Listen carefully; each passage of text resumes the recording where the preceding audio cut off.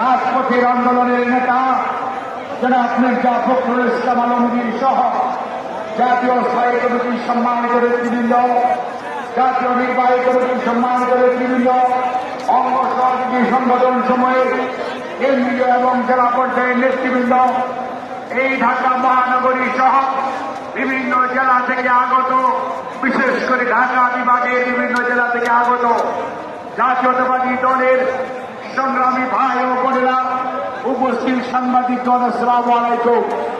আমি আমার বক্তব্য শুধু কৃতজ্ঞতা জানাতে চাই মহান রব্বুল আলামিনের কাছে। বিগত কয়েকদিন যাবৎ আবহাওয়া খুব বিরূপ ছিল, তার পরবর্তীতে 15ই সেপ্টেম্বরের অনুষ্ঠান আজকে 17ই সেপ্টেম্বর করতে হচ্ছে। আল্লাহ শেষ মেহেরবানিতে আবহাওয়া অনেক ভালো আছে।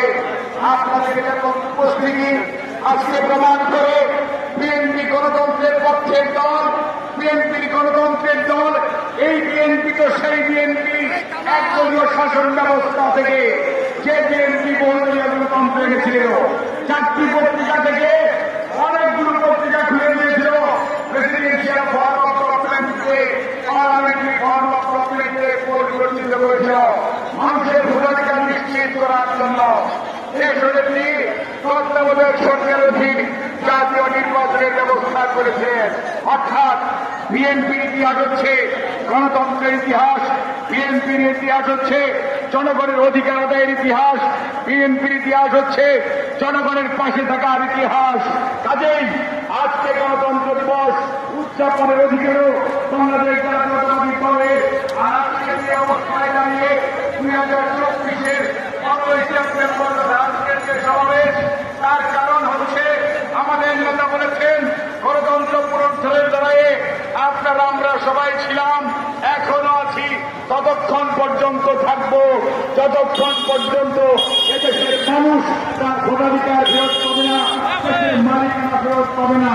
কাজেই বন্ধুগণ, আমাদের সর্বোচ্চ চেষ্টা হবে, ষড়যন্ত্রকে মোকাবেলা করতে হবে। দেশনায়ক তারেক রহমানের নেতৃত্বে আগামী সংযুক্ত প্রতিষ্ঠার মাধ্যমে শুধুমাত্র জনগণের মুক্তি আসার, জনগণের অধিকার আদায়ের মাধ্যমে গণতন্ত্র মুক্ত হবে। দেশের সুচিকিৎসা নিশ্চিত হবে, দেশনায়ক তারেক রহমানের স্বদেশ প্রত্যাবর্তন সুনিশ্চিত হবে, দেশের হারানো গণতন্ত্র প্রতিষ্ঠানের মাধ্যমে ফেরত আসবে, অন্যায়কারীদের বিচার হবে।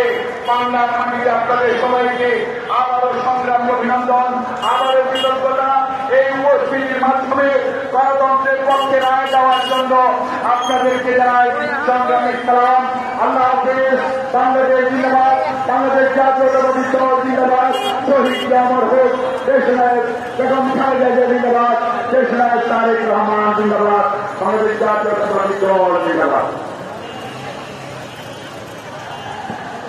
উপস্থিতি এ পর্যায়ে বক্তব্য রাখার আহ্বান জানাচ্ছেন সাবেক মন্ত্রী, আমাদের সকলের শ্রদ্ধেয় বিএনপি স্থায়ী কমিটির অন্যতম সদস্য ডক্টর মঈন খানকে তার বক্তব্য রাখার আহ্বান জানাচ্ছি।